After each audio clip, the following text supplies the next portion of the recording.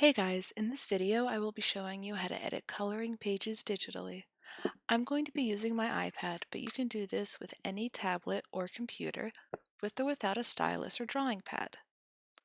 These are the apps I recommend you use. For computers, I recommend Photoshop or Krita as a free alternative. I know websites say GIMP is the best alternative to Photoshop, but for our purpose of digital painting, I think Krita is a much better choice. Procreate and Affinity are both $9.99 in the Apple Store, but Affinity is more like Illustrator while Procreate is more similar to Photoshop, so I will be using Procreate for this video. Free alternatives to those are Adobe Fresco, which is similar to Procreate, and Adobe Draw, which is like Affinity. These Adobe apps are also available on Android.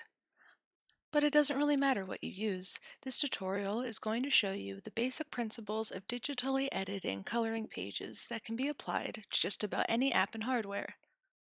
The first thing you do is find your coloring page. I'm going to use this cute picture of Curious George. The next thing you need to do is create two layers. The bottom layer will be used to white out the pre-existing lines, while the top layer is where you will be drawing your new outline. You will not be coloring in either of those layers, but we will get to that in a minute. I like to use two different brushes. I use the round brush for coloring and whiteout, and I like to use the technical brush for outlines. The reason why I do this is because the streamline is extremely helpful for doing outlines, but is absolutely horrible for trying to color stuff in. I usually leave mine set to 75. Having it on max, in my opinion, is just a little too much. Now let's give George a hat.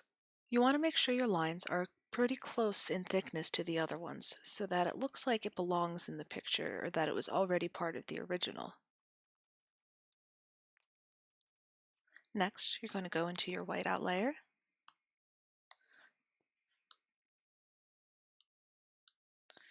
And you're going to cover up those pre-existing lines that you no longer need.